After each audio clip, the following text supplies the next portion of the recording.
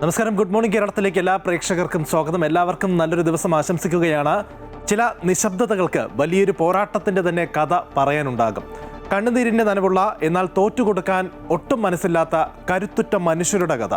ഇന്ന് ഫെബ്രുവരി 4 ലോക അർബുദ ദിനമായി ആചരിക്കുമ്പോൾ നമ്മൾ ഓർക്കുന്നത് ഒരു രോഗത്തെയല്ല, നേരെ മറിച്ച് തളർന്നു പോയേക്കാവുന്ന നിമിഷങ്ങളിൽ നിന്നും ഫീനിക്സ് പക്ഷികളെ പോലെ പറന്നുയർന്ന മനുഷ്യരെയാണ്.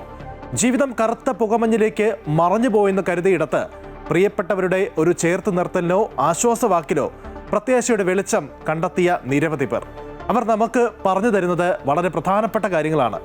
ശരീരത്തിന് ബാധിക്കുന്ന മുറിവുകളേക്കാൾ വലുതാണ് മനസ്സിൻ്റെ കരുത്ത്. ക്യാൻസർ എന്നത് വെറുമൊരു വാക്കല്ല, അത് സഹനത്തിൻ്റെയും സ്നേഹത്തിൻ്റെയും അതിരുകളില്ലാത്ത ഇച്ഛാശക്തിയുടെയും അടയാളമായി മാറണം. നമുക്ക് ചുറ്റും വേദനിക്കുന്നവർ ഉണ്ടാകാം. അവർക്ക് വേണ്ടത് നമ്മുടെ സഹതാപമല്ല, നേരെ മറിച്ച് ഞാൻ നിനക്കൊപ്പമുണ്ട് എന്ന ഉറപ്പാണ്. ഒരല്പം കരുതലിലൂടെ, നേരത്തെ തിരിച്ചറിയുന്നതിലൂടെ നമുക്ക് പ്രിയപ്പെട്ട ഓരോ ജീവനെയും നമുക്ക് ചേർത്ത് പിടിക്കാൻ സാധിക്കണം. ഇരുട്ടിന് ശേഷം ഒരു പുലരിയുണ്ടെന്ന് ലോകത്തിന് അതുവഴി കാണിച്ചു കൊടുക്കുകയും ചെയ്യാം. അതാകട്ടെ ഇന്നത്തെ ദിവസം നമ്മുടെ ചിന്തകളിൽ നിറയുന്ന പ്രധാനപ്പെട്ട ഒരു ആശയം. ഇനി ഇന്നത്തെ പ്രധാന വാർത്തകൾ നോക്കാം.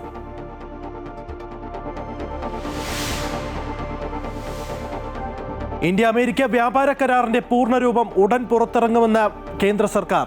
ഉടൻ പ്രാബല്യത്തിലെന്നും മേക്ക് ഇൻ ഇന്ത്യയെ ശക്തിപ്പെടുത്തുമെന്ന് വിദേശകാര്യമന്ത്രി എസ് ജയശങ്കർ. 3 ദിവസത്തെ സന്ദർശനത്തിനായി വിദേശകാര്യമന്ത്രി അമേരിക്കയിൽ US state secretary, treasury secretary എന്നിവരുമായി വാഷിംഗ്ടണിൽ കൂടിക്കാഴ്ച നടത്തി. അന്താരാഷ്ട്ര ക്രിട്ടിക്കൽ മിനറൽസ് ഉച്ചകോടിയിലും പങ്കെടുക്കും.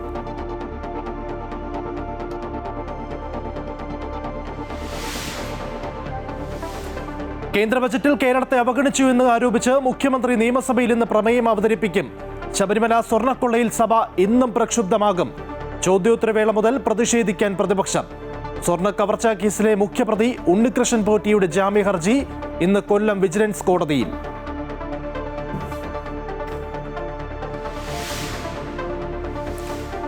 കോൺഗ്രസ് സ്ഥാനാർത്ഥി നിർണയ ചർച്ചകൾ തുടരുന്നു. മധുസൂദൻ മിസ്ത്രിയുടെ നേതൃത്വത്തിൽ 1ാം ഘട്ട സ്ഥാനാർത്ഥി നിർണയം 2 ദിവസത്തിനുള്ളിൽ പൂർത്തിയാക്കും. UDF-ലെ സീറ്റ് വിഭജന ചർച്ച ഇന്നും തുടരും. ഇടുക്കി, ഏറ്റുമാനൂർ, കുട്ടനാട് സീറ്റുകൾ കോൺഗ്രസ് ഏറ്റെടുക്കുന്നതിൽ കേരള കോൺഗ്രസിൽ അതൃപ്തി തുടരുന്നു.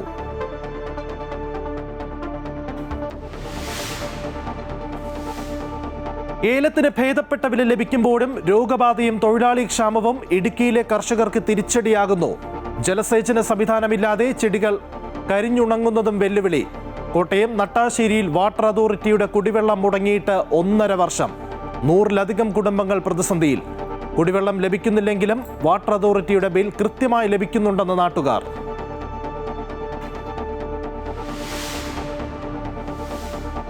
അറബിക്കടലിൽ സംഘർഷാവസ്ഥ. ഇറാന്റെ ഡ്രോൺ വെടിവെച്ചിട്ടെന്ന് അമേരിക്ക.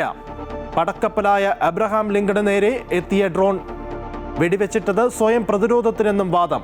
ഇറാൻ വീണ്ടും ഡ്രോണുകൾ അയച്ചുവെന്ന് റിപ്പോർട്ട്.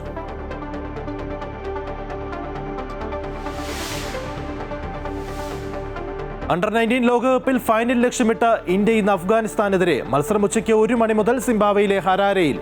വനിതാ പ്രീമിയർ ലീഗിൽ ഗുജറാത്ത് ജയൻസിനെ തകർത്ത് ഡൽഹി ക്യാപിറ്റൽസ് ഫൈനലിൽ.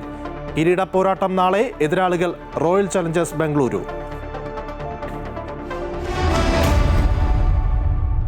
വിശദമായ വാർത്തകൾ നോക്കാം. ഇന്ത്യ അമേരിക്ക വ്യാപാര കരാറിന്റെ പൂർണ്ണ രൂപം ഉടൻ പുറത്തിറക്കുമെന്ന് അറിയിച്ചിരിക്കുകയാണ് കേന്ദ്ര സർക്കാർ. കരാർ ഉടൻ പ്രാബല്യത്തിലെന്നും മേക്ക് ഇൻ ഇന്ത്യയെ ശക്തിപ്പെടുത്തുമെന്ന് വിദേശകാര്യമന്ത്രി ഡോക്ടർ എസ് ജയശങ്കർ പറഞ്ഞു.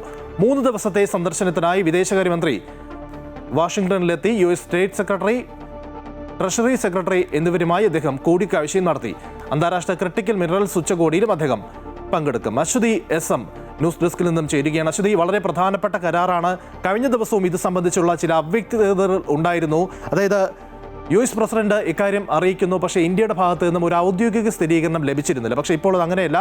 ഡോക്ടർ എസ് ജയശങ്കർ, വിദേശകാര്യമന്ത്രി തന്നെ അക്കാര്യം കൃത്യമായി തന്നെ നിലപാട് അറിയിക്കുകയാണ്. എന്താണ് ഏറ്റവും പുതിയ വിവരങ്ങൾ?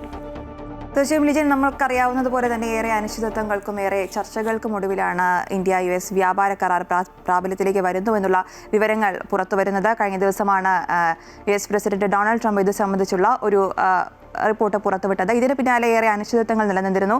ഇത് സംബന്ധിച്ച് ഇന്ത്യയുടെ ഭാഗത്തു നിന്നും ഒരു ഔദ്യോഗിക സ്ഥിരീകരണമൊന്നും ഉണ്ടായിരുന്നില്ല. ഇതിന് പിന്നാലെയാണ് ഇപ്പോൾ 3 ദിവസത്തെ സന്ദർശനത്തിനായി വിദേശകാര്യമന്ത്രി എസ് ജയശങ്കർ തന്നെ അമേരിക്കയിലെത്തിയിരിക്കുന്നത്.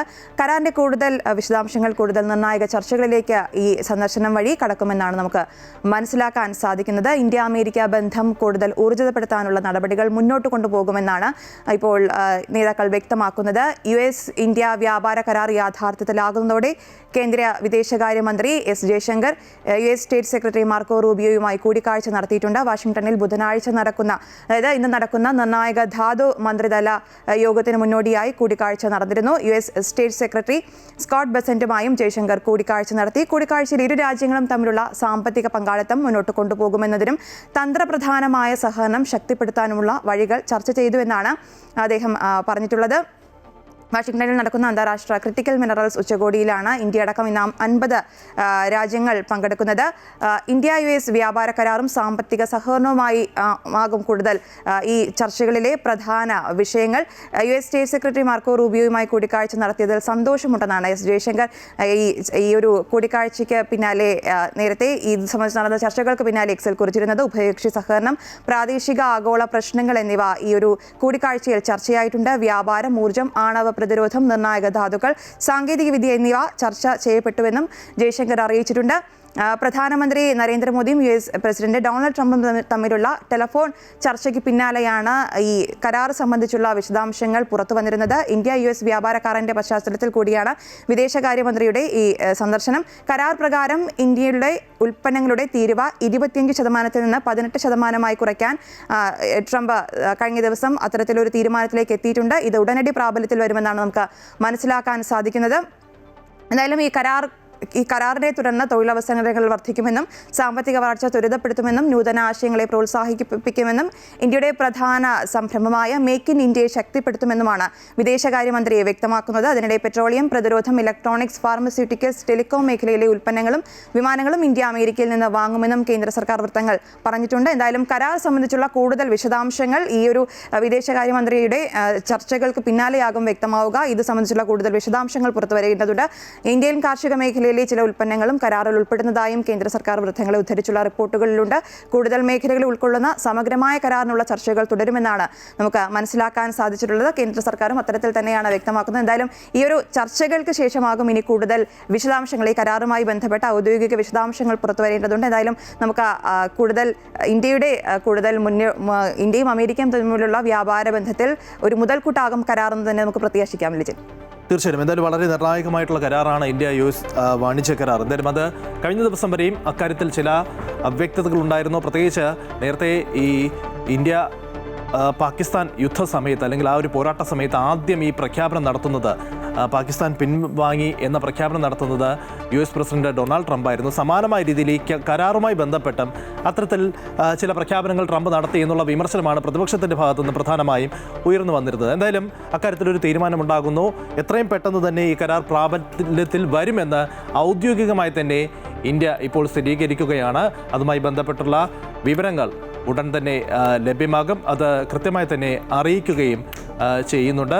അശ്വതി SM ആണ് വിവരങ്ങൾ നൽകിയത്. ഇനി മറ്റു വാർത്തകളിലേക്ക് നോക്കാം. ശബരിമല സ്വർണ്ണക്കൊള്ളയുമായി ബന്ധപ്പെട്ട വിഷയത്തിൽ നിയമസഭ ഇന്നും പ്രക്ഷുബ്ധമാകും. ചോദ്യോത്തരവേള മുതൽ പ്രതിപക്ഷം പ്രതിഷേധിക്കും. കേന്ദ്ര ബജറ്റിൽ കേരളത്തെ അവഗണിച്ചു എന്ന് കാട്ടി മുഖ്യമന്ത്രി ഇന്ന് സഭയിൽ പ്രമേയം അവതരിപ്പിക്കും. വിവരങ്ങളുമായി അൻഫ്ലിറ്റ് ഡിസൂസ ചേരുകയാണ്. അൻഫ്ലിറ്റ്, കഴിഞ്ഞ ദിവസവും നമ്മൾ കണ്ടതാണ് ചോദ്യോത്തര വേള മുതൽ, അതായത് സഭാ നടപടികൾ ആരംഭിച്ചത് മുതൽക്ക് തന്നെ ഈ ശബരിമല സ്വർണ്ണക്കൊള്ള വിഷയം ഉയർത്തിക്കൊണ്ട് പ്രതിപക്ഷം ശക്തമായ പ്രതിഷേധം നടത്തി. ഇന്നും സമാനമായ രീതിയിൽ തന്നെയായിരിക്കുമോ സഭാ നടപടികൾ തുടങ്ങുമ്പോൾ തന്നെ പ്രതിപക്ഷത്തിന്റെ നീക്കം? നിജം, തീർച്ചയായും ഇന്ന് കഴിഞ്ഞ ദിവസങ്ങളിൽ നമ്മൾ കണ്ടതുപോലെ, അതായത് കഴിഞ്ഞ ദിവസം കണ്ടൊരു അസാധാരണമായ രീതിയിലായിരുന്നു നിയമസഭയിൽ പ്രതിപക്ഷത്തിൻ്റെ ഒരു നിലപാട്. അതായത് തുടക്കം മുതൽ തന്നെ രാവിലെ 9 മണിക്ക് ചോദ്യോത്തരവേള ആരംഭിക്കുമ്പോൾ തന്നെയും പ്രതിപക്ഷം വലിയ രീതിയിൽ പ്ലക്കാർഡുകളൊക്കെ ഉയർത്തി സഭയിൽ, അതായത് ദേവസ്വം മന്ത്രിയുടെ രാജി ആവശ്യപ്പെടുക എന്നതിനപ്പുറത്തേക്ക് പ്രതിപക്ഷം ഇപ്പോൾ ഏറ്റവും ഒടുവിൽ ഉന്നയിക്കുന്നത് ഈ SITയുടെ അന്വേഷണത്തിൽ പിടിമുറുക്കിയിരിക്കുകയാണ് സർക്കാർ. കാരണം സർക്കാർ പിടിമുറുക്കിയിരിക്കുന്ന SITയുടെ അന്വേഷണത്തെ നിയന്ത്രിക്കുന്നത് കൊണ്ട് ഈ പ്രതികളൊക്കെയും സ്വാഭാവിക ജാമ്യം കിട്ടി പുറത്തിറങ്ങി വരുന്നൊരു സാഹചര്യം ഉണ്ടാകുന്നു. 90 ദിവസം കഴിഞ്ഞിട്ട് കുറ്റപത്രം സമർപ്പിക്കുന്നില്ല. അപ്പോൾ ഇവർക്ക് പുറത്തിറങ്ങി യഥേഷ്ടം സഞ്ചരിക്കാൻ, ഇവരെ ജാമ്യത്തിൽ സ്വാഭാവിക ജാമ്യം കിട്ടി പുറത്തിറക്കാനുള്ള എല്ലാ സൗകര്യങ്ങളും സർക്കാർ ഒരുക്കി കൊടുക്കുന്നു. ഇതിൽ സർക്കാരിൻ്റെ ഇടപെടൽ, അതിൽ മുഖ്യമന്ത്രിയുടെ ഓഫീസാണ് നിയന്ത്രിക്കുന്നത്. SIT ഇത് ആരോപിച്ചാണ്, ഈ ആരോപണം കടുപ്പിച്ചുകൊണ്ടാണ് പ്രതിപക്ഷം സഭയ്ക്കകത്തും പുറത്തും പ്രക്ഷോഭം ശക്തമാക്കുന്നത്. ഇതിന്റെ ഭാഗമായി കഴിഞ്ഞ ദിവസം നമ്മൾ കണ്ടതാണ്, സഭാ നടപടികൾ തുടങ്ങുന്ന സമയത്ത് തന്നെ പ്രതിപക്ഷ നേതാവ് എഴുന്നേറ്റ് നിന്ന് ഇത് സഭയുമായി സഹകരിക്കില്ല എന്ന് പറയുന്നു. അതേ നിലപാട് സമാനമായ രീതി തന്നെ ഇന്നും സഭയിൽ, കാരണം ഇന്നും നാളെയും കൂടി കഴിഞ്ഞാൽ പിന്നെ 2 ആഴ്ചത്തേക്ക് സഭ ഉണ്ടാവുകയില്ല. അപ്പോൾ നിലവിൽ ഏറ്റവും കൂടുതൽ വലിയ രീതിയിൽ ചർച്ചയാകുന്ന ഒരു വിഷയമാണ് സ്വാഭാവിക ജാമ്യത്തിൽ പ്രതികൾ ഓരോരുത്തരായി പുറത്തിറങ്ങുന്ന ഒരു സാഹചര്യം. ഇന്ന് ഉണ്ണികൃഷ്ണൻ പോറ്റിയുടെ ജാമ്യ ഹർജി കൊല്ലം വിജിലൻസ് കോടതി പരിഗണിക്കുന്നത്. അപ്പോൾ ഇതൊക്കെ നമ്മൾ നേരത്തെ കണ്ടതിന് സമാനമായ രീതിയിലേക്ക് സാഹചര്യങ്ങൾ പോകുന്നു. അപ്പോൾ എന്തുകൊണ്ട് സർക്കാർ അല്ലെങ്കിൽ SITയുടെ മേൽ കടുംപിടുത്തം നടത്തുന്നു എന്ന രീതിയിൽ ഒരു ആക്ഷേപം ഉന്നയിച്ചുകൊണ്ട് കടുത്ത പ്രക്ഷോഭം തന്നെയാകും ഇന്ന് രാവിലെയും നിയമസഭയിൽ ഉണ്ടാവുക. ഭരണ പ്രതിപക്ഷ നിരയിൽ നിന്നൊക്കെ തന്നെ ഇന്നലെ നമ്മൾ കണ്ടതാണ്, പരസ്പരം പോർവിളിക്കുന്ന രീതിയിൽ ചേംബറിനകത്തേക്ക്, സ്പീക്കറുടെ ചേംബറിനകത്തേക്ക് MLA-മാർ അതിക്രമിച്ച് കയറുന്നു, വാച്ചന്മാർ തള്ളുന്നു. പക്ഷേ MLA-മാർക്കെതിരെ നടപടി ഇന്നലെ ഉണ്ടായില്ല. ഇന്ന് കുറച്ച് കൂടുതൽ കടുത്ത പ്രക്ഷോഭത്തിലേക്ക് നീങ്ങുകയാണെങ്കിൽ സമാനമായി 2 ദിവസം തുടർച്ചയായി സ്പീക്കറുടെ ചേംബറിലേക്ക് അതിക്രമിച്ച് കയറുക, അത്തരത്തിലുള്ള നടപടിയിലേക്ക് കടന്നാൽ ഉറപ്പായി MLA-മാർക്കെതിരെ നടപടി ഉണ്ടാകും. ആ രീതിയിലേക്ക് എന്തായാലും ഇന്നലത്തേതിനേക്കാൾ കുറച്ച് കൂടുതൽ കടുപ്പിക്കാൻ തന്നെയാണ് പ്രതിപക്ഷത്തിൻ്റെ തീരുമാനം. കാരണം അത്രയേറെ സമൂഹത്തിൽ ചർച്ചയാകുന്നൊരു വിഷയമെന്നാണ് പ്രതിപക്ഷം പറയുന്നത്.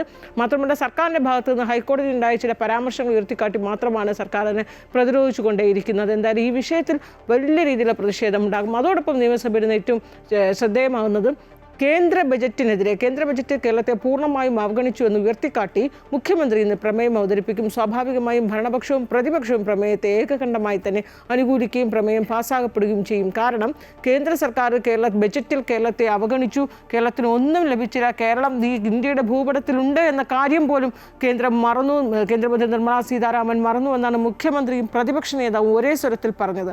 അതുകൊണ്ട് തന്നെയും കേന്ദ്രം കേരളത്തെ അവഗണിച്ചു എന്ന് ഉയർത്തിക്കാട്ടി കടുത്ത പ്രതിഷേധം രേഖപ്പെടുത്തുകയാകും കേരള നിയമസഭ എന്ന് മുഖ്യമന്ത്രി ഇതിനുശേഷം, അതായത് ചോദ്യോത്തരവേളയും ശൂന്യവേളയ്ക്കും ശേഷം മുഖ്യമന്ത്രി പിണറായി വിജയൻ തന്നെയാകും പ്രമേയം അവതരിപ്പിക്കുക. തീർച്ചയായിട്ടും എന്തായാലും കഴിഞ്ഞ ദിവസത്തേതിന് സമാനമായിട്ടുള്ള പ്രതിഷേധം ഇന്നും നിയമസഭയിൽ ഉണ്ടാകുമെന്ന് പ്രതീക്ഷിക്കാം. പ്രത്യേകിച്ച് ശബരിമല സ്വർണ്ണക്കൊള്ളയുമായി ബന്ധപ്പെട്ടുള്ള വിഷയത്തിൽ SITയുടെ മേൽ മുഖ്യമന്ത്രിയുടെ ഓഫീസ് ഇടപെടുന്നു എന്നുള്ള വിമർശനമാണ് പ്രതിപക്ഷം മുന്നോട്ട് വയ്ക്കുന്നത്. എന്തായാലും 9 മണിക്ക് സഭാ നടപടികൾ ആരംഭിക്കും. അൻഫിലിറ്റ് ആയിരുന്നു വിവരങ്ങൾ നൽകിയത്. ഇനി ശബരിമല സ്വർണ്ണക്കൊള്ളയുമായി ബന്ധപ്പെട്ട് മറ്റൊരു കാര്യമാണ്, അതായത് ഈ കവർച്ച കേസിൽ മുഖ്യപ്രതി ഉണ്ണികൃഷ്ണൻ പോറ്റിയുടെ ജാമ്യ ഹർജി കൊല്ലം വിജിലൻസ് കോടതി ഇന്ന് പരിഗണിക്കുകയാണ്. കേസിൽ ഇതുവരെ SIT ഇടക്കാല കുറ്റപത്രം പോലും സമർപ്പിക്കാത്ത സാഹചര്യം കൂടി ചൂണ്ടിക്കാണിച്ചുകൊണ്ടാണ് ഉണ്ണികൃഷ്ണൻ പോറ്റി ജാമ്യ ഹർജി നൽകിയിരിക്കുന്നത്. ജാമ്യം ലഭിച്ചാൽ കേസിൽ ജയിൽ മോചിതനാകുന്ന 4ാമത്തെ പ്രതിയായിരിക്കും ഉണ്ണികൃഷ്ണൻ പോറ്റി. കൂടുതൽ വിവരങ്ങളുമായി സുധീഷ് കുമാർ ചേരുകയാണ്. Sudheesh, good morning. എന്തായാലും ഈ കഴിഞ്ഞ ദിവസങ്ങളിലൊക്കെ തന്നെ നമ്മൾ കണ്ടതാണ്, ഈ ഒരു കൃത്യമായ ദിവസത്തിനുള്ളിൽ തന്നെ കുറ്റപത്രം സമർപ്പിക്കേണ്ടതുണ്ട്. പക്ഷേ ഇത് സമർപ്പിക്കുന്നില്ല. സ്വാഭാവിക ജാമ്യം ലഭിച്ച് ഇതിന് മുന്നേയുള്ള ഓരോ ആളുകളുമായി പുറത്തേക്ക് ഇറങ്ങുകയാണ്. പ്രത്യേകിച്ച് ഉണ്ണികൃഷ്ണൻ പോറ്റിക്ക് അത്തരമൊരു ജാമ്യം ലഭിക്കുകയാണെങ്കിൽ അത് SITയെ സംബന്ധിച്ചിടത്തോളം കടുത്ത പ്രതിക്കൂട്ടിൽ അവർ നിൽക്കേണ്ടി വരും. പ്രത്യേകിച്ച് പ്രതിപക്ഷമൊക്കെ ശക്തമായ പ്രതിഷേധം ഉയർത്തുമ്പോൾ.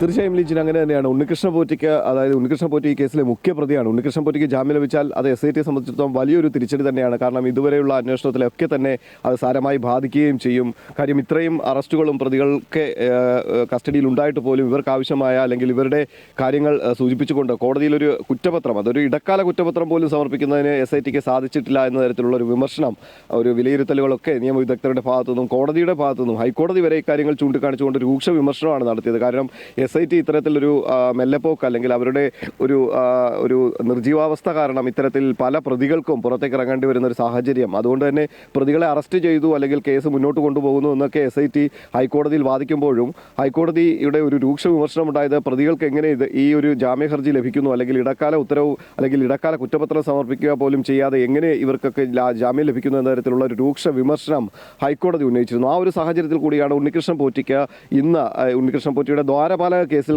മുൻപ് തന്നെ ഉണ്ണികൃഷ്ണൻ പോറ്റിക്ക് ഒരു സ്വാഭാവിക ജാമ്യം, അതും ഈ കുറ്റപത്രം സമർപ്പിക്കുന്നതിലെ വീഴ്ചകൾ മൂലം സംഭവിച്ചതാണ്. കൊല്ലം വിജിലൻസ് കോടതി ദ്വാരപാലക കേസിൽ ജാമ്യം അനുഭവിച്ചിരുന്നു.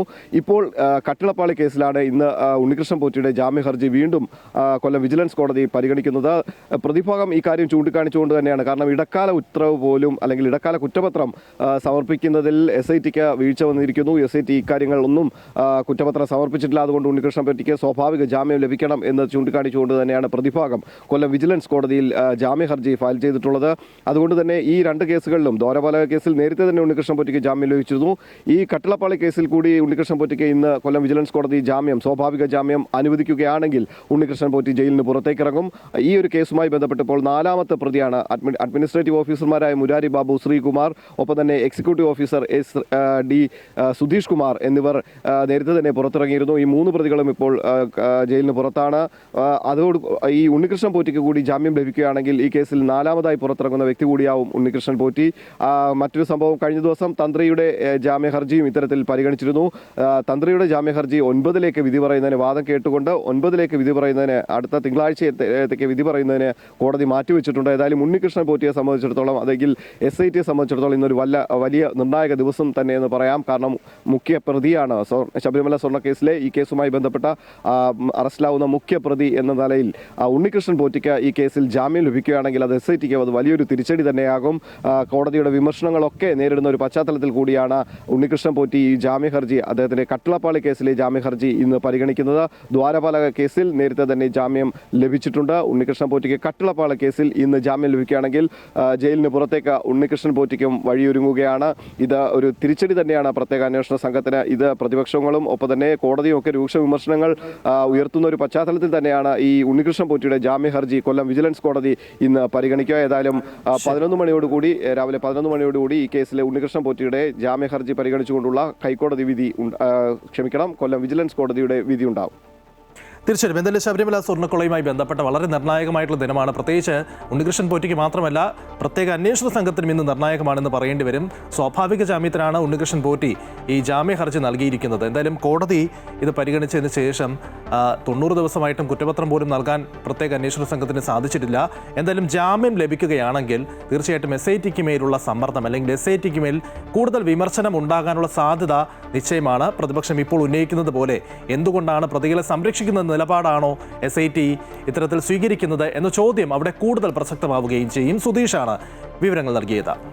ഇനി ശബരിമല സ്വർണ്ണക്കൊള്ള കേസിൽ ED കൂടുതൽ പേരെ ചോദ്യം ചെയ്യും. മുൻ അഡ്മിനിസ്ട്രേറ്റീവ് ഓഫീസർ മുരാരി ബാബുവിനെ ഇന്നലെ ചോദ്യം ചെയ്തിരുന്നു. ആദ്യഘട്ടത്തിൽ 5 പേർക്കാണ് ED സമൻസ് നൽകിയിട്ടുള്ളത്. കിരൺ കുമാർ ചേരുകയാണ്. കിരൺ, EDയും ഒരു വശത്ത് ഈ സ്വർണ്ണക്കൊള്ളയുമായി ബന്ധപ്പെട്ടുള്ള കേസിൽ കുറച്ചുകൂടി പിടിമുറുക്കുകയാണ്.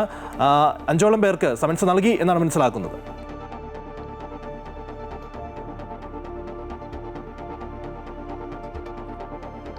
ഇന്നലെ മുൻ അഡ്മിനിസ്ട്രേറ്റീവ് ഓഫീസറായിട്ടുള്ള മുരാരി ബാബുവിനെ ഏകദേശം 10 മണിക്കൂറോളമാണ് ED ചോദ്യം ചെയ്തിരുന്നത്. ഈ ചോദ്യം ചെയ്യലിന് പിന്നാലെയാണ് മറ്റുള്ളവരെ കൂടി വിളിച്ചു വരുത്തി ചോദ്യം ചെയ്യാനായിട്ടുള്ള ഒരു നീക്കം ഏതായാലും EDയുടെ ഭാഗത്തു നിന്നും ഉണ്ടാകുന്നത്. ഈ ആദ്യ ഘട്ടത്തിൽ 5 പേർക്കാണ് ED സമൻസ് അയച്ചിരിക്കുന്നത്. ഇതിൽ മുരാരി ബാബു കഴിഞ്ഞ ദിവസം ഹാജരായി. ഇനി മറ്റുള്ള ആൾക്കാരടക്കം ശ്രീകുമാർ അടക്കമുള്ള ആളുകൾ, മുൻ ദേവസ്വം പ്രസിഡന്റ് PS പ്രശാന്ത് അടക്കമുള്ള ആളുകളെയാണ് ഈ ആദ്യഘട്ടത്തിൽ ചോദ്യം ചെയ്യാനായിട്ട് ഏതായാലും ED വിളിച്ചു വരുത്തിയിരിക്കുന്നത്. ഇവർക്ക് വരും ദിവസങ്ങളിൽ തന്നെ ചോദ്യം ചെയ്യാനായിട്ടുള്ള സമൻസ്, ഇവർക്ക് ഹാജരാകാനായിട്ടുള്ള സമൻസ് നൽകും. ഇതിന് ശേഷമായിരിക്കും മറ്റുള്ളവരിലേക്ക് കൂടി ചോദ്യം ചെയ്യൽ കടക്കുക എന്നുള്ളൊരു കാര്യമാണ് ED വൃത്തങ്ങളിൽ നിന്ന് മനസ്സിലാക്കാൻ സാധിക്കുന്നത്. ഇതിൽ നേരത്തെ ഈ SIT ചോദ്യം ചെയ്ത് വിട്ടയച്ചതായിട്ടുള്ള ആളുകളുണ്ട്. ഈ ആളുകളെ അടക്കം വിളിച്ചു വരുത്തി ചോദ്യം ചെയ്യാൻ തന്നെയാണ് ഏതായാലും EDയുടെ ഭാഗത്തുനിന്നും ഒരു നീക്കം ഉണ്ടായിരിക്കുന്നത്. ഏതായാലും ഈ സ്വർണ്ണക്കൊള്ള കേസുമായി ബന്ധപ്പെട്ട് ED കർശനമായിട്ടുള്ള പരിശോധനകളൊക്കെ നടത്തിയിരുന്നു. നേരത്തെ 21 കേന്ദ്രങ്ങളിലാണ് ED പരിശോധന നടത്തിയിരുന്നത്. ഈ പരിശോധനയ്ക്ക് പിന്നാലെയാണ് വലിയൊരു പട്ടിക തന്നെ തയ്യാറാക്കുകയും ഈ ചോദ്യം ചെയ്യലിൽ വിളിപ്പിക്കേണ്ടവരുടെ ലിസ്റ്റുകളൊക്കെ തയ്യാറാക്കുകയൊക്കെ ചെയ്തിരുന്നത്. ഈ പരിശോധനകൾക്കിടയിൽ ED പല രേഖകളും ഈ കേന്ദ്രങ്ങളിൽ നിന്നൊക്കെ പിടിച്ചെടുത്തിരുന്നു. ഇതിൽ നിലവിലിപ്പോൾ SITയുടെ കേസിൽ പ്രതിയായിട്ടുള്ള ആളുകളുടെ ഓഫീസുകൾ, വീടുകൾ, ഇവരുടെ ബന്ധുക്കളുടെ വീടുകൾ ഇവിടങ്ങളിലൊക്കെയായിരുന്നു അന്ന് ഈ ED പരിശോധന നടത്തിയിരുന്നത്. ഈ സ്വർണ്ണക്കൊള്ളയുമായി ബന്ധപ്പെട്ടുള്ള ചില രേഖകളും അന്ന് പിടിച്ചെടുത്തിരുന്നു. ഇതിൽ ദേവസ്വം ബോർഡിൻ്റെ ആസ്ഥാനത്തിലടക്കം EDയുടെ പരിശോധന ഉണ്ടായിരുന്നതാണ്.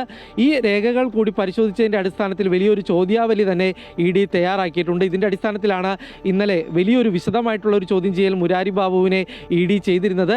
ഏതായാലും മുരാരി ബാബുവിൻ്റെ മൊഴികൾ ED പരിശോധിച്ചു വരികയാണ്. വേണ്ടി വന്നാൽ വീണ്ടും മുരാരി ബാബുവിനെ ഈ അടുത്ത ദിവസങ്ങളിൽ തന്നെ വിളിപ്പിക്കും എന്ന് തന്നെയാണ് മനസ്സിലാക്കാൻ സാധിക്കുന്നത്. ഏതായാലും ഈ ആദ്യഘട്ടത്തിലെ 5 പേർ അതിനുശേഷം മറ്റുള്ളവർക്ക് കൂടി ഉടനെ തന്നെ ED സമൻസ് നൽകും എന്ന് തന്നെയാണ് ED വൃത്തങ്ങളിൽ നിന്ന് മനസ്സിലാക്കാൻ സാധിക്കുന്നത്.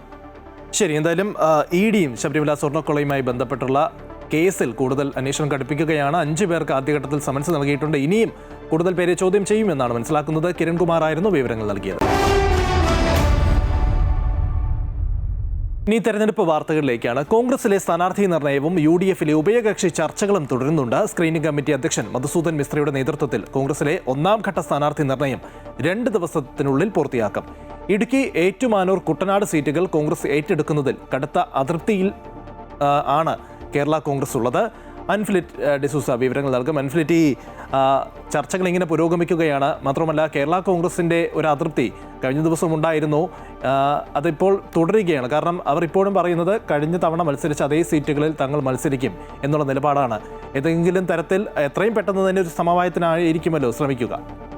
തീർച്ചയായും ലിജിന് സമവായം തന്നെയാണ്. കാരണം വലിയ രീതിയിൽ അതൃപ്തികൾ പുകയുകയോ അല്ലെങ്കിൽ ആ രീതിയിൽ അസ്വാരസ്യങ്ങൾക്കൊന്നും ഇടയില്ലാതെ ജയസാധ്യതയുള്ള സ്ഥാനാർത്ഥികളെ നിർത്തുക, അതാണ് കോൺഗ്രസ് ലക്ഷ്യമിടുന്നത്. ഇപ്പോൾ ഘടകകക്ഷികളും അതിനോട് ആ നിലപാടിനോട് യോജിക്കണം, സഹകരിക്കണം എന്ന് തന്നെയാണ്. കാരണം UDF മൊത്തത്തിൽ ആഗ്രഹിക്കുന്നത് ഇക്കുറി ഏറ്റവും അനുകൂലമായ സാഹചര്യമാണ് 2026 UDFിനെ സംബന്ധിച്ച്. അങ്ങനെ വരുമ്പോൾ അത് ഈ പരസ്പരമുള്ള കലഹത്തിലൂടെ അത് ആ അവസരം ഇല്ലാതാക്കാൻ പാടില്ല എന്നാണ് ഘടകകക്ഷികളൊക്കെ തന്നെയും ആലോചിക്കുന്നത്. അപ്പോൾ കോൺഗ്രസിനെ സംബന്ധിച്ച് ഇതിൽ മറ്റ് മുസ്ലിം ലീഗുമായിട്ടുള്ള അല്ലെങ്കിൽ മറ്റ് ഘടകകക്ഷികളുമായുള്ള ഉഭയകക്ഷി ചർച്ചകൾ വലിയ കല്ലുകടിയൊന്നുമില്ല.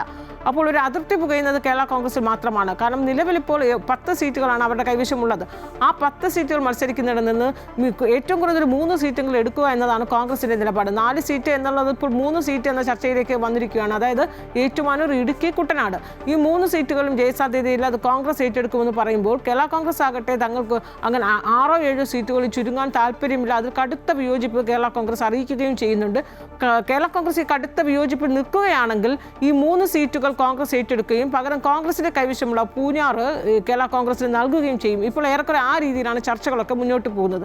അങ്ങനെ വരുമ്പോൾ 2 സീറ്റുകൾ മാത്രം നഷ്ടപ്പെട്ട് 8 സീറ്റുകളിലൊക്കെ അവർ തൃപ്തരാകുമെന്ന പ്രതീക്ഷയാണ്. പക്ഷേ ഇപ്പോഴും കേരള കോൺഗ്രസ് അതൃപ്തിയിൽ തന്നെയാണ്.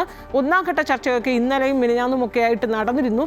ഇന്ന് മുസ്ലിം ലീഗുമായുള്ള ചർച്ചകളാകുന്നുണ്ടൊക്കെ. ലീഗിനെ സംബന്ധിച്ച് 27 സീറ്റുകൾ ലീഗ് മത്സരിക്കും. കഴിഞ്ഞ തവണയുള്ളതുപോലെ 2 കഴിഞ്ഞ തവണ സ്വതന്ത്രരായിരുന്നുവെങ്കിൽ ഇക്കുറി മുഴുവൻ 27 സീറ്റുകളിൽ ലീഗ് സ്ഥാനാർത്ഥികൾ തന്നെയാകും മത്സരിക്കുക. പക്ഷേ ചില സീറ്റുകൾ തമ്മിൽ വെച്ച് മാറലുണ്ടാകും. പ്രത്യേകിച്ച് ഈ തിരുവമ്പാടി, ഗുരുവായൂർ സീറ്റുകൾ തമ്മിലാണ്. കോങ്ങാട്, ഈ 3 സീറ്റുകളാണ് ചർച്ച നടക്കുന്നത്. ഗുരുവായൂർ വിട്ടു നൽകില്ല എന്ന് ലീഗ് അറിയിച്ചു കഴിഞ്ഞിരിക്കുന്നു. തിരുവമ്പാടിയും കോങ്ങാടും ഒക്കെ ചിലപ്പോൾ കോൺഗ്രസ് ഏറ്റെടുക്കുന്ന ഒരു സാഹചര്യം ഉണ്ടാകും. അവിടെ CMBയെ സംബന്ധിച്ച് CP ജോൺ ഇക്കുറി മത്സരിക്കണമെങ്കിൽ തിരുവനന്തപുരം സെൻട്രൽ അല്ലെങ്കിൽ തിരുവമ്പാടി ലഭിച്ചേ മതിയാകുമെന്ന് കേരള ഈ CMB വലിയ രീതിയിൽ നിലപാടിൽ ഉറച്ചു നിൽക്കുകയാണ്.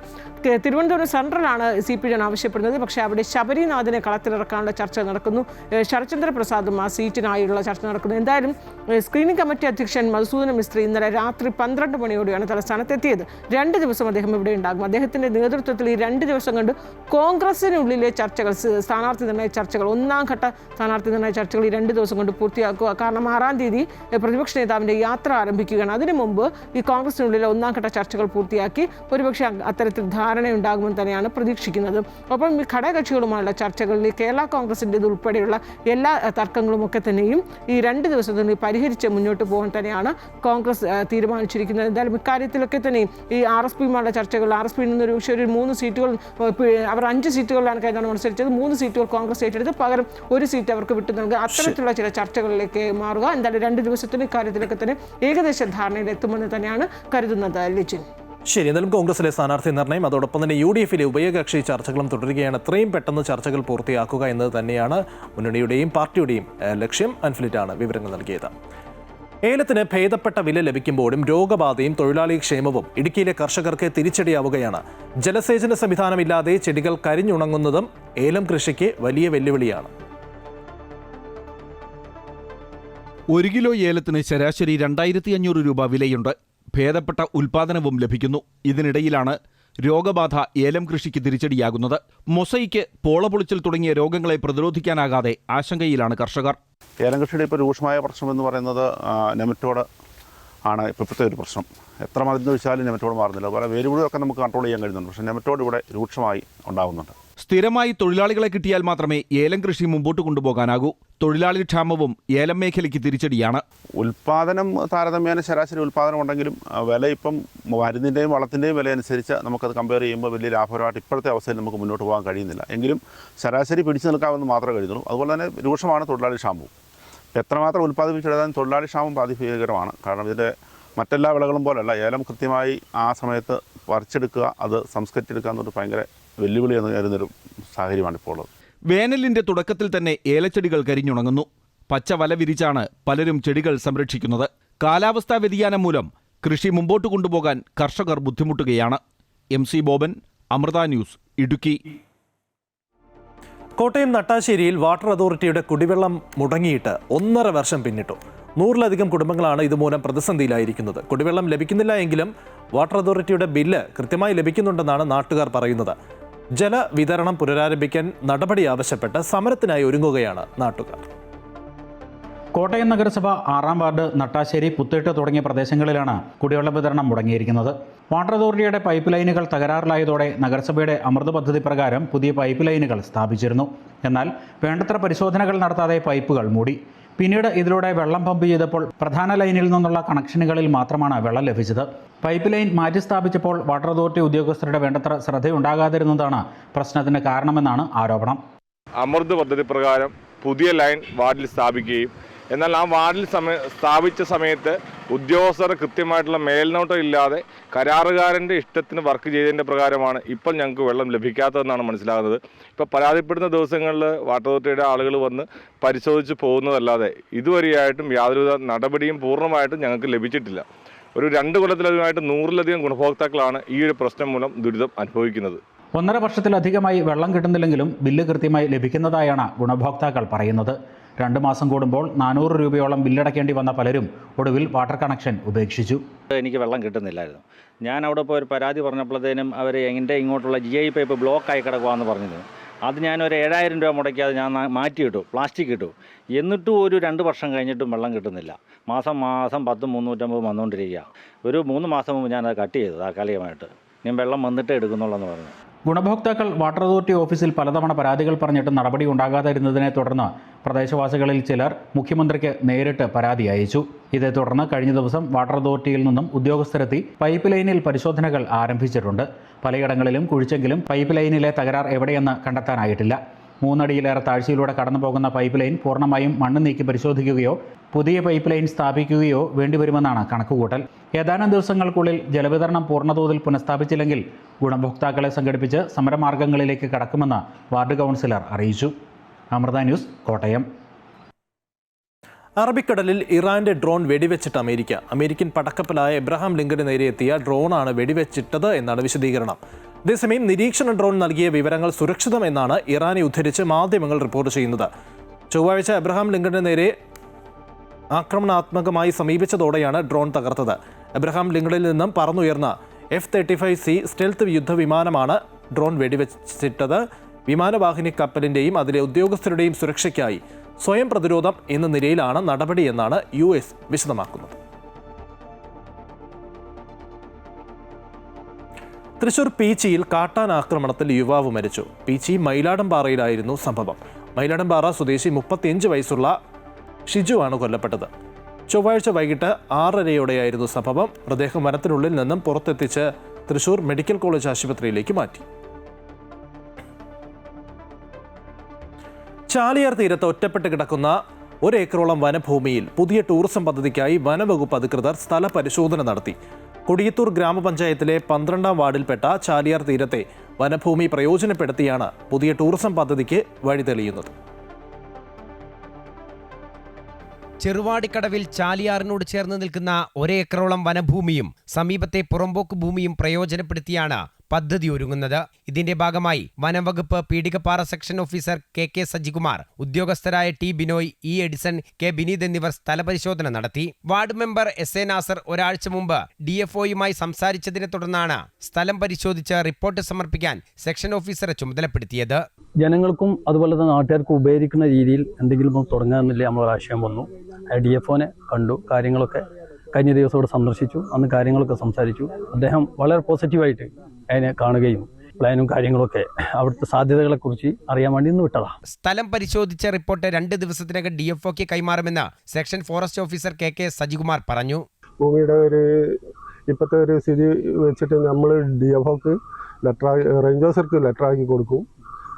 ഇന്ന് ഇവിടെ വന്ന് പരിശോധിച്ച കാര്യങ്ങളും എല്ലാം വ്യക്തമാക്കിയിട്ട് ഞാനൊരു ലെറ്ററാക്കിയിട്ട് കൊടുക്കും. കൊടിയത്തൂർ ഗ്രാമപഞ്ചായത്തിൽ വിനോദസഞ്ചാര മേഖലയ്ക്ക് പുത്തൻ ഉണർവാകുമിതെന്ന് ഗ്രാമപഞ്ചായത്ത് പ്രസിഡന്റ് ടി കവിത പറഞ്ഞു. ഇവിടെ ഒരു ടൂറിസം മേഖലയായിട്ട് പ്രഖ്യാപിക്കുക, തന്നെ പരിസ്ഥിതിക്കും പ്രകൃതിക്കും ഒന്നും ദോഷം വരാത്ത രീതിയിൽ എങ്ങനെയൊക്കെ ഇത് ഉപയോഗപ്പെടുത്താം എന്നുള്ളൊരു കാര്യങ്ങളാണ് ഇപ്പോൾ നമ്മൾ ഇവരോട് സംസാരിച്ചിട്ടുള്ളത്. ചാലിയാർ ജലോത്സവം നടക്കുന്ന പ്രദേശത്ത് ആ സമയത്ത് മാത്രം ആയിരക്കണക്കിന് ആളുകളാണ് എത്തിപ്പെടാറുള്ളത്. രാവിലെയും വൈകുന്നേരവും ചാലിയാറിന്റെ മനോഹാരിത കാണാനായും നിരവധി പേർ ഇവിടെ എത്താറുണ്ട്. ഈ സാധ്യതയെല്ലാം മുന്നിൽ കണ്ടാണ് വലിയ ടൂറിസം പദ്ധതിക്ക് ശ്രമം നടക്കുന്നത്. അമൃത ന്യൂസ്, കോഴിക്കോട്. കോഴിക്കോട് മാവൂർ കൂളിമാടിൽ സഹോദരങ്ങളെ കാറിടിപ്പിച്ച് കൊലപ്പെടുത്താൻ ശ്രമിച്ച കേസിൽ പ്രതി പിടിയിൽ. കൂളിമാട് മുന്നൂർ സ്വദേശി ഇർഫാനാണ് മാവൂർ പോലീസിന്റെ പിടിയിലായത്. ഒളിവിലായിരുന്ന ഇയാൾ മാവൂർ ഭാഗത്ത് എത്തിയപ്പോഴായിരുന്നു പിടികൂടിയത്. പ്രതിയെ ഇന്ന് കോടതിയിൽ ഹാജരാക്കും. ശനിയാഴ്ച രാവിലെ 10 മണിയോടെയാണ് കേസിനാസ്പദമായ സംഭവങ്ങൾ നടന്നത്. സഹോദരനായ തൻസിഫിനെ ഇർഫാൻ മർദ്ദിച്ചതറിഞ്ഞ തസ്നീമും തൻസിലും ബൈക്കിൽ ഇർഫാനെ തേടി ഇറങ്ങിയപ്പോഴായിരുന്നു ആക്രമണം. സഹോദരങ്ങൾ കയ്യിൽ വടിയും കരുതിയിരുന്നു. റോഡിൽ കാർ തടഞ്ഞു നിർത്തുന്നതിനിടെ ഇവരെ ഇർഫാൻ കാറിടിച്ച് തെറിപ്പിക്കുകയായിരുന്നു.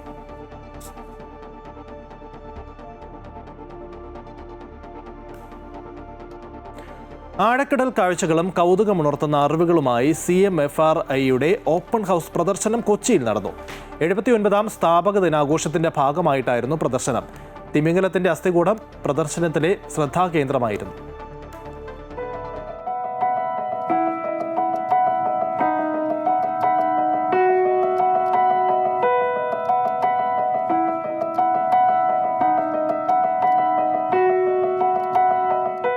CMFRIയുടെ 79ാം സ്ഥാപക ദിനാഘോഷത്തിന്റെ ഭാഗമായിട്ടായിരുന്നു കൊച്ചിയിൽ ഓപ്പൺ ഹൗസ് പ്രദർശനം സംഘടിപ്പിച്ചത്. അപൂർവ ശേഖരങ്ങളുള്ള മ്യൂസിയം, മറൈൻ അക്വേറിയം, വിവിധ ലബോറട്ടറികൾ തുടങ്ങിയവ സന്ദർശിക്കാനും വിദഗ്ധരുമായി ആശയവിനിമയം നടത്താനും എല്ലാവർക്കും അവസരമുണ്ടായിരുന്നു. കടലിലെ അപൂർവ മത്സ്യങ്ങൾ, ചെടികൾ, പായലുകൾ, മത്സ്യബന്ധനത്തിനായി ഉപയോഗിക്കുന്ന പരമ്പരാഗത ഉപകരണങ്ങൾ, ആധുനിക സംവിധാനങ്ങളെല്ലാം പ്രദർശനത്തിന്റെ ഭാഗമായിരുന്നു. ചരക്കുകപ്പൽ അപകടത്തിൽപ്പെട്ടാൽ സമുദ്രത്തിലേക്ക് എത്തുന്ന എണ്ണ നിയന്ത്രിക്കുന്നതിനായി ഉപയോഗിക്കുന്ന ശാസ്ത്രീയ സംവിധാനം പ്രദർശനം കാണാനെത്തിയ സ്കൂൾ വിദ്യാർത്ഥികൾ വേഗത്തിൽ തിരിച്ചറിഞ്ഞു. ഈ അടുത്തൊരു സംഭവം നടന്നില്ലേ, അതാണ് അതിനെ പറ്റി ചെയ്തേക്കണേ. ഓയിലിന്റെ സ്പ്രെഡിങ് കുറയ്ക്കാൻ വേണ്ടിയിട്ട് അല്ലെങ്കിൽ പ്രിവെന്റ് ചെയ്യാനായിട്ട് നമ്മൾ ബൂം ഫെൻസിങ് കൊടുത്തിട്ട് ഓയിലിനെ അതിൻ്റെ ഉള്ളിൽ തന്നെ കണ്ടെയ്ൻ ചെയ്തു. സോ ദാറ്റ് അത് മിറ്റിഗേറ്റ് ചെയ്യാനായിട്ട് പിന്നീട് ആ ഒരു ഓയിൽ നമുക്ക് റിമൂവ് ചെയ്യാനായിട്ട് എളുപ്പമായിരിക്കും. അതിന് വേണ്ടിയിട്ട് യൂസ് ചെയ്യുന്നതാണ് ഈ ഒരു ബൂം ഫെൻസിങ് എന്ന് പറയുന്ന ഫെസിലിറ്റി. എല്ലായിടത്തും ഇതാണ് ചെയ്യുന്നത്. PVC പോലുള്ള ഡ്യൂറബിൾ ആയിട്ടുള്ള ഫ്ലോട്ടിംഗ് ആയിട്ടുള്ള മെറ്റീരിയൽസ് യൂസ് ചെയ്താണ് ഈ ഒരു ഫെൻസ് മെയ്ഡ് ചെയ്യുന്നത്. തിമിംഗലത്തിന്റെ അസ്ഥികൂടമായിരുന്നു പ്രദർശനത്തിലെ ഏറ്റവും ആകർഷകമായ കാഴ്ച.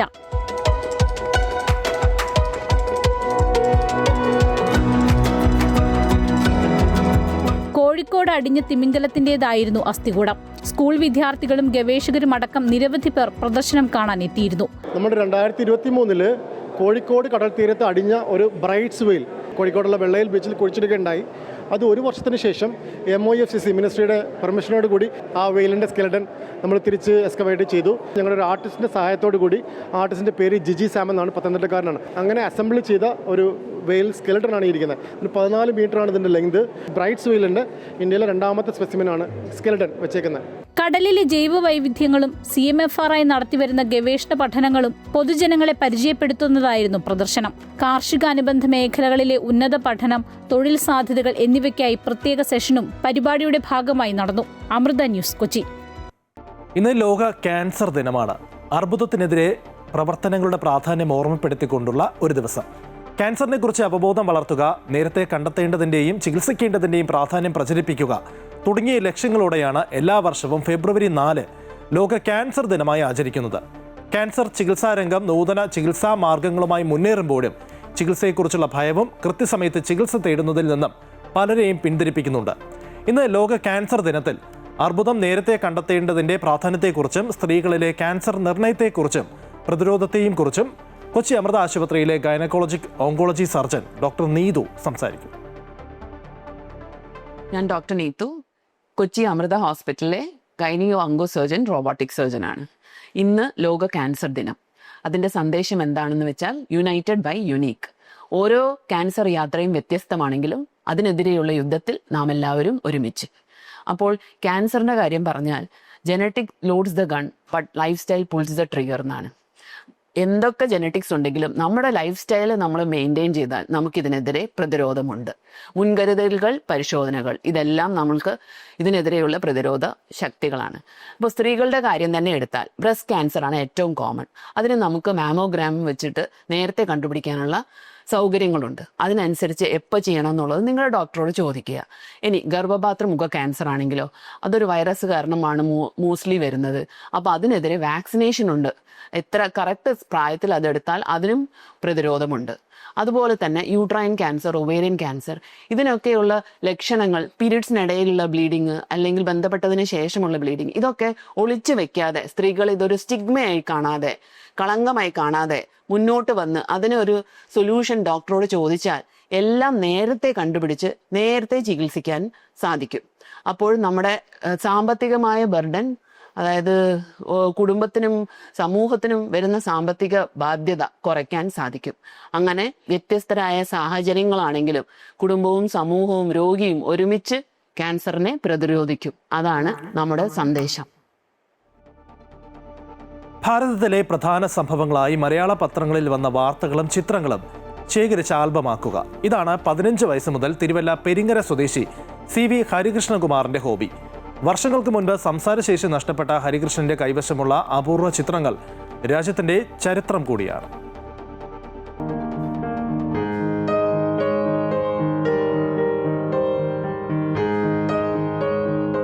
പെരിങ്ങര ചാത്രം വിവേക് നിവാസിൽ 60-കാരനായ CV ഹരികൃഷ്ണകുമാറിന്റെ ശേഖരത്തിൽ ഏറിയ പങ്കും ഇന്ത്യൻ നാഷണൽ കോൺഗ്രസിനെ സംബന്ധിച്ചതാണ്.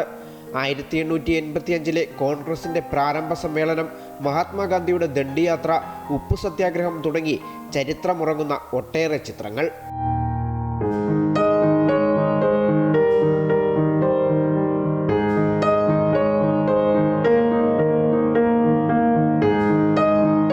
ചെറുകിട കച്ചവടം നടത്തിയിരുന്ന ഹരികൃഷ്ണന് വർഷങ്ങൾക്ക് മുൻപ് പക്ഷാഘാതം വന്നതിനെ തുടർന്ന് സംസാരശേഷി നഷ്ടമായി. 15ാമത്തെ വയസ്സിൽ തൊട്ട് തുടങ്ങിയതാണ് ഈ ആൽബം. ഞാൻ എൻ്റെ വീട്ടിൽ നിന്ന് കല്യാണം കഴിച്ച് വരുന്നതിന് മുമ്പുള്ള ആൽബങ്ങളായിരുന്നില്ല.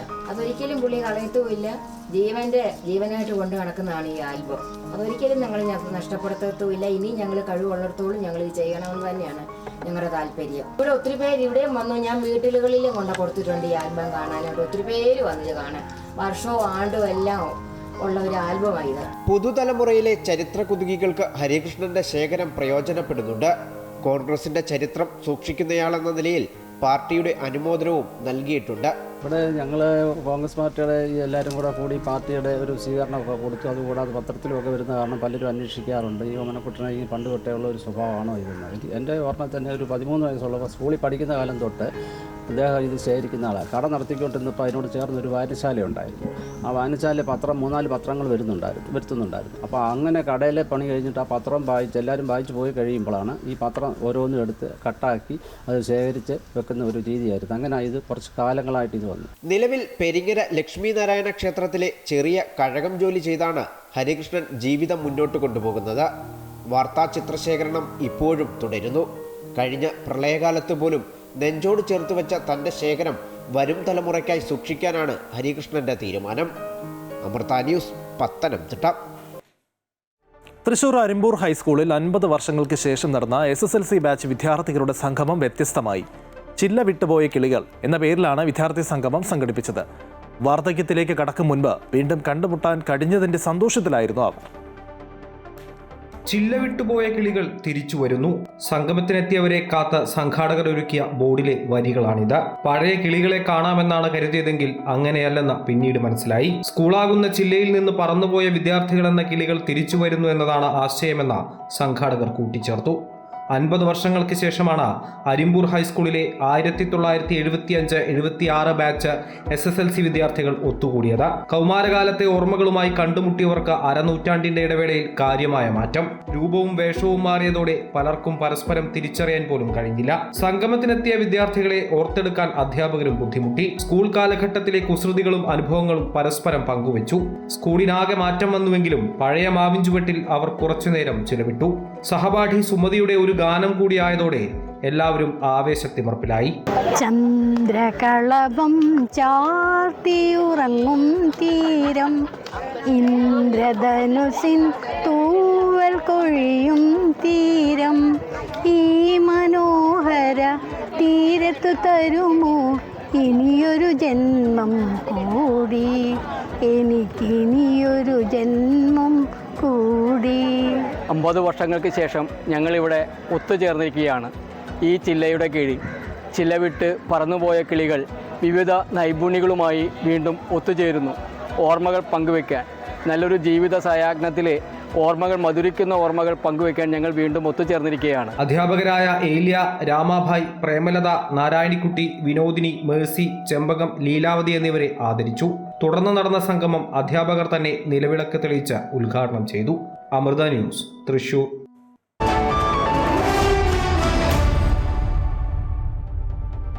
ഇനി വിപണി വിലയിരുത്തലുമായി ധനകാര്യ ഓഹരി വിദഗ്ധൻ കെ ദിലീപ് ചേരുകയാണ്. ദിലീപ്, ഇന്നത്തെ വ്യാപാരം എങ്ങനെയായിരിക്കും ആരംഭിക്കുക? വിപണിയിൽ ഉണ്ടാകുന്ന മാറ്റങ്ങൾ എന്തായിരിക്കും ഇന്ന്?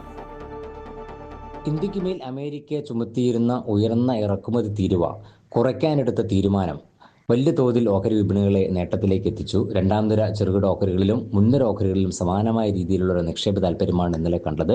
ബജറ്റ് ഉണ്ടാക്കിയിട്ടുള്ള ചെറിയ ആശങ്കകൾക്കപ്പുറം അതെല്ലാം നിഷ്പ്രഭമാക്കുന്ന രീതിയിലൊരു നിക്ഷേപ താല്പര്യമാണ് വിപണിയിൽ ഇന്നലെ ഉണ്ടായത്. വരും ദിവസങ്ങളിലും വിപണി നിക്ഷേപ താല്പര്യം തുറന്നേക്കുമെന്നുള്ള പ്രതീക്ഷ നൽകുന്നുണ്ട്. അതിന് ഏറ്റവും പ്രധാനപ്പെട്ട കാരണം പല നാളുകളായി വിപണിയിൽ വിൽപ്പനയിലായിരുന്ന വിദേശ നിക്ഷേപ സ്ഥാപനങ്ങൾ ഇന്നലെ നല്ല രീതിയിൽ, വളരെ അനുകൂലമായ രീതിയിൽ വിപണിയിൽ ഇടപെടുകയും ഏതാണ്ട് 5000-ഓളം കോടി രൂപയുടെ നിക്ഷേപം നടത്തുകയും ചെയ്തിട്ടുണ്ട്. ഇത് വരും ദിവസങ്ങളിലും തുറന്നേക്കും എന്നുള്ള ഒരു സൂചനയാണ് ലഭിക്കുന്നതും. അങ്ങനെയാണെങ്കിൽ വിപണി അടുത്ത നിലവാരത്തിലേക്ക് എത്തുന്നതിന് സഹായമാവുകയും ചെയ്യും.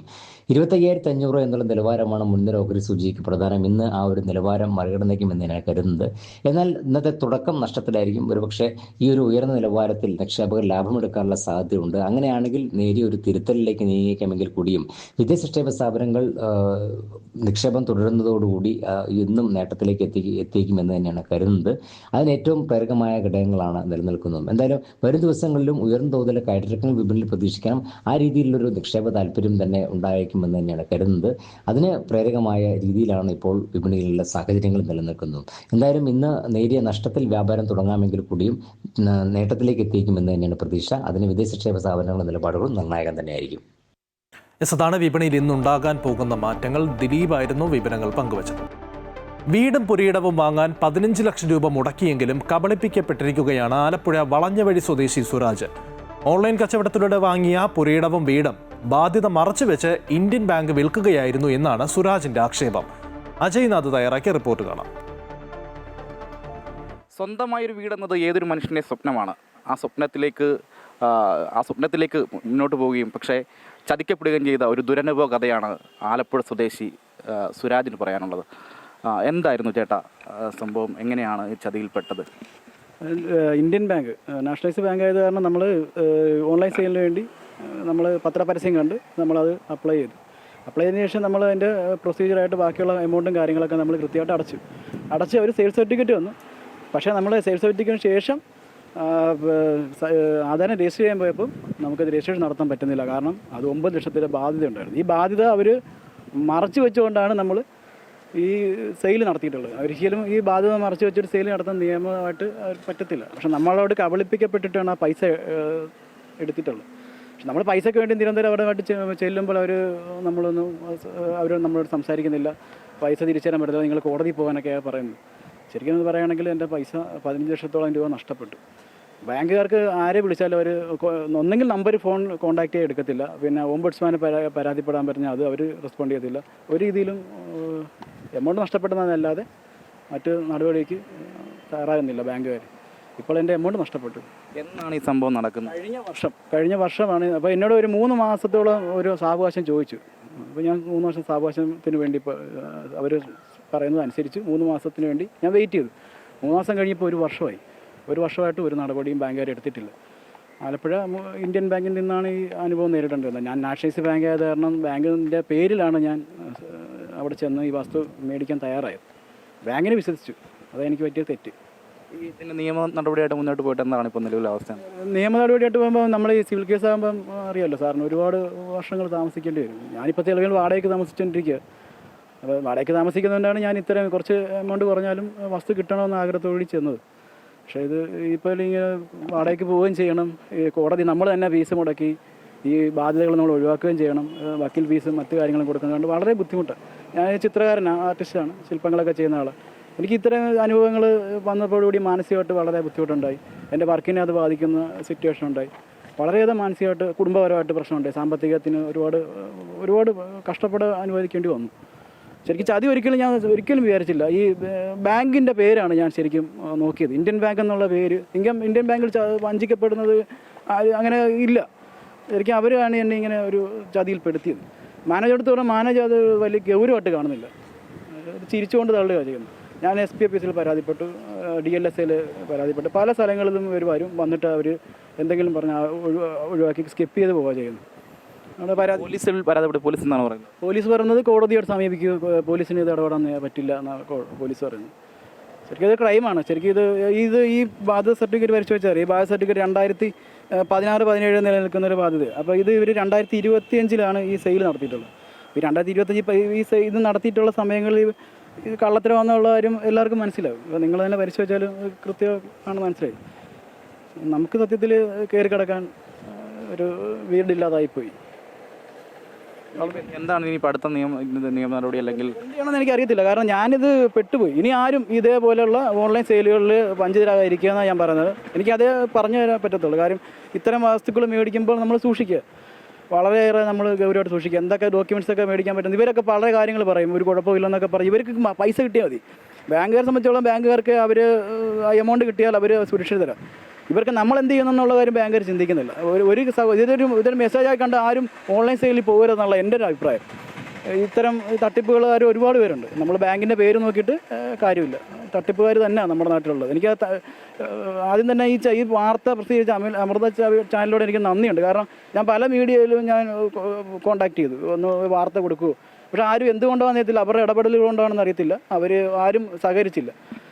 ഇത് എനിക്ക് വളരെ ചതിയായി തോന്നി. ഇനി ആരും ഇത്തരം തട്ടിപ്പുകൾ വീഴാതിരിക്കുക എന്നുള്ളതാണ് എൻ്റെ ഒരു അഭിപ്രായം. മറ്റാരെങ്കിലും ഈ സമാനമായ കേസിൽ ഇങ്ങനെ പെട്ടായ അറിയാം? അപ്പോൾ സമാനമായ കേസിൽ പെട്ട ഒരാളുണ്ട്. പക്ഷേ അയാൾക്ക് ഈ മീഡിയയിലൊന്നും വരാൻ താല്പര്യമില്ലാത്തതുകൊണ്ട് അയാൾ ഇതിനകത്തുനിന്ന് മാറി നിൽക്കുകയാണ്. ഇതേപോലുള്ള സെയിം അവസ്ഥയുള്ളൊരു അമ്പലപ്പുഴ സ്വദേശി അയാളെ കണ്ണൻ എന്ന് പറഞ്ഞ ഒരാളുണ്ട്. പക്ഷേ അയാൾക്ക് താല്പര്യം, അയാൾക്ക് മീഡിയേനെയും മറ്റു കാര്യങ്ങൾക്കൊക്കെ മടിയുള്ള ഒരാളാണ്. ആൾക്ക് ഇത്രയും തുകയാണ് നഷ്ടപ്പെട്ടത്? 35 ലക്ഷം രൂപയോളം നഷ്ടപ്പെട്ടിട്ടുണ്ട്. 35 ലക്ഷത്തോളം നഷ്ടപ്പെട്ടിട്ടുണ്ട്. നിയമ നടപടിക്കൊന്നും പോയിട്ടില്ലല്ലേ? നിയമ നടപടികൾ ഓംബുഡ്സ്മാന് പരാതിപ്പെടുന്നതല്ലാതെ വേറെ നടപടിക്കൊന്നും പോകാൻ ഒരുപാട് വർഷങ്ങൾ കാത്തിരിക്കേണ്ടി വരും നമുക്ക് ഈ വസ്തു എമൗണ്ട് തിരിച്ചു കിട്ടാനായിട്ട്. എനിക്ക് തോന്നുന്നു ഒരു 10 ലക്ഷത്തോളം എടുക്കുമെന്ന് തോന്നുന്നു. അപ്പോൾ നമ്മുടെ എമൗണ്ട് വേറെ നഷ്ടമായി. ഞാൻ വാടകക്കാർക്ക് പോകേണ്ടി വരും. ഇത് ശരിക്കും പറയേണ്ടത് സാധാരണക്കാരായ ആൾക്കാരാണ് ഇവർ ചൂസ് ചെയ്യുന്നത്. ഇവർ കുറച്ച് സാമ്പത്തിക ഭദ്രതയുള്ളവരൊന്നും ഇവർ ചെയ്യത്തില്ല. ഒരു മിഡിൽ ക്ലാസ് ഫാമിലി അല്ലെങ്കിൽ സാധാരണക്കാരെയൊക്കെ ഇവർ ചേർത്തിട്ട് ഇപ്പോൾ ഇതിൻ്റെ കൂടെ ഇവരിട്ട് നടത്തിക്കും. നമ്മളായിട്ട് ഇങ്ങനെ ചുറ്റിക്കാൻ സാധ്യതയുള്ള ആൾക്കാരൊന്നും മനസ്സിലാക്കുന്നവരെ അവർ സെലക്ട് ചെയ്യത്തുള്ളൂ. ഓൺലൈൻ വിൽപ്പനയിലൂടെ, ഓൺലൈൻ കച്ചവടത്തിലൂടെ തട്ടിപ്പിനിരയായ സുരാജിൻ്റെ ദുരനുഭവമാണത്. അല്പമെങ്കിലും മനസാക്ഷി ഉണ്ടാകണമെന്നാണ് ഈ ഘട്ടത്തിൽ നമുക്ക് സൂചിപ്പിക്കാൻ വേണ്ടിയിട്ടുള്ളത്. അയാളുടെ സ്വപ്നം, ഒരു കുടുംബത്തിൻ്റെ ആകെ പ്രതീക്ഷ, ആ സ്വപ്നമാണ് ഇവിടെ തകർന്നു വീഴുന്നത്. 15 ലക്ഷത്തോളം രൂപ ഇപ്പോഴും അദ്ദേഹത്തിനും കുടുംബത്തിനും ലഭിക്കുവാനുണ്ട് എന്നുള്ളതാണ് ഏറെ വേദനിപ്പിക്കുന്ന വസ്തുത. ആലപ്പുഴയിൽ നിന്നും ആദർശിനൊപ്പം അജയ് നാഥ്, അമൃത ന്യൂസ്. സനാതനധർമ്മ സന്ദേശത്തിന് വലിയൊരു തുടക്കമിട്ട് മഹാമാഘ മഹോത്സവത്തിന് ത്രിമൂർത്തി സംഗമസ്ഥാനത്ത് കൊടിയിറങ്ങി. രക്ഷാധികാരിയായ സദ്ഗുരു ശ്രീമാത അമൃതാനന്ദമയി ദേവിയുടെ സങ്കല്പത്തിനും നിർദ്ദേശത്തിനും നടന്ന മഹാമാഘ മഹോത്സവം ആധ്യാത്മിക കേരളത്തിൽ വിപ്ലവം സൃഷ്ടിച്ചു. കേരളത്തിൽ ആധ്യാത്മിക വിപ്ലവം സൃഷ്ടിച്ചാണ് ത്രിമൂർത്തി സംഗമസ്ഥാനത്ത് മഹാമാഘ മഹോത്സവത്തിന് കൊടിയിറങ്ങുന്നത്. നൂറ്റാണ്ടുകൾക്ക് മുൻപ് നിലച്ചുപോയ കേരളത്തിൻ്റെ ആത്മീയ സാംസ്കാരികോത്സവം പുനരാരംഭിച്ചപ്പോൾ അക്ഷരാർത്ഥത്തിൽ ജനങ്ങൾ ഏറ്റെടുക്കുകയായിരുന്നു. മഹോത്സവത്തിൻ്റെ രക്ഷാധികാരിയായ സദ്ഗുരു ശ്രീ മാതാ അമൃതാനന്ദമയി ദേവിയുടെ സങ്കല്പത്തിലും നിർദ്ദേശത്തിലും മഹാമണ്ഡലേശ്വർ സ്വാമി ആനന്ദവനം ഭാരതിയുടെയും മാതാ അമൃതാനന്ദമയി മഠം താനൂർ മഠാധിപതി സ്വാമിനി അതുല്യാമൃത പ്രാണയുടെയും നേതൃത്വത്തിലാണ് മുഴുവൻ സന്യാസി മഠങ്ങളും ഹൈന്ദവ സംഘടനകളും ഒന്നിച്ച് മഹോത്സവം നടത്തിയത്. നിളയുടെ ഇരുകരകളിൽ തിരുനാവായയിലും തവനൂരിലുമായി നടത്തിയ മഹോത്സവത്തിൽ ജനലക്ഷങ്ങളാണ് പങ്കുചേർന്നത്. തവനൂരിൽ മഹോത്സവത്തിൻ്റെ പരിസമാപ്തി കുറിച്ച് നടന്ന ലക്ഷദീപ സമർപ്പണത്തിലും നിള ആരതിയിലും ഇന്നും ആയിരങ്ങൾ പങ്കെടുത്തു.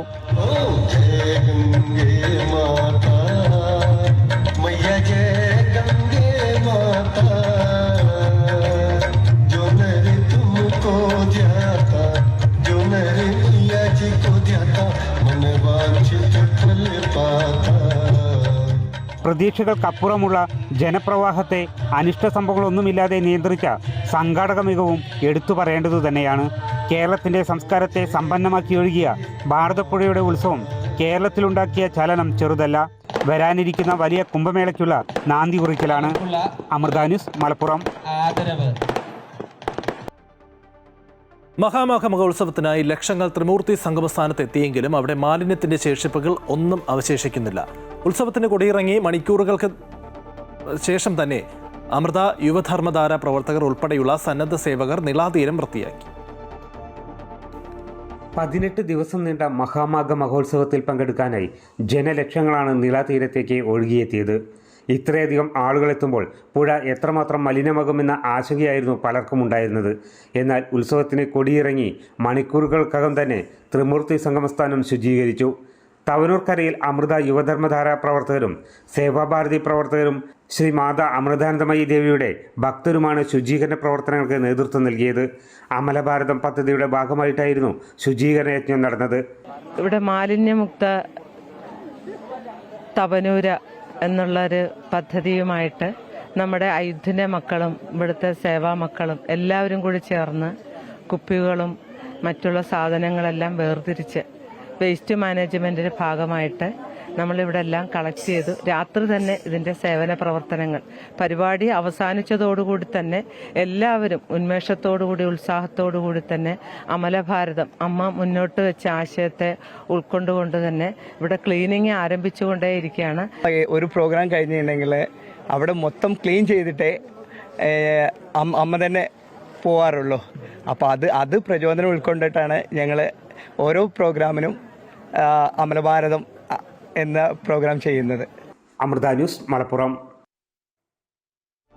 ഭാരതത്തിന്റെ വിവിധ ഭാഗങ്ങളിൽ നിന്നായി നിരവധി സന്യാസിമാരാണ് മഹാമാഘ മഹോത്സവം നടക്കുന്ന ത്രിമൂർത്തി സംഗമസ്ഥാനത്ത് എത്തിയത്. ദക്ഷിണേന്ത്യയിലെ ഏക നദീ ഉത്സവം ഭാരതത്തിന്റെ തന്നെ ഏകതയുടെ ഉത്സവമായി മാറി.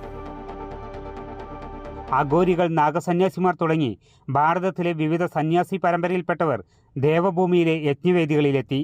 നൂറ്റാണ്ടുകൾക്ക് പുറം നടക്കുന്ന സപ്തനദീ സാന്നിധ്യമുള്ള ഭാരതപ്പുഴയുടെ ഉത്സവത്തിൽ പങ്കെടുക്കാൻ കഴിഞ്ഞതിന്റെ സംതൃപ്തിയിലായിരുന്നു അവർ.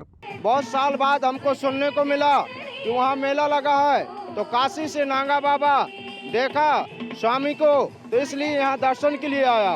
उसी मुहूर्त को एक साक्ष्य मान करके आज भी त्रिवेणी संगम में माघ मास में वहाँ सभी धार्मिक और श्रद्धालु, गृहस्थ, सज्जन, साधु, सत्पुरुष सब आते हैं. നിള ആരതിയിലും അമൃതസ്നാനത്തിലും പങ്കെടുത്ത് അവർ ഉത്സവത്തിലെ സജീവ സാന്നിധ്യമായി. സനാതനധർമ്മത്തിന്റെ ഊർജ്ജദായകരെ യതീപൂജയിലൂടെ ആധ്യാത്മിക കേരളം ആദരിച്ചു. അമൃത ന്യൂസ്, മലപ്പുറം.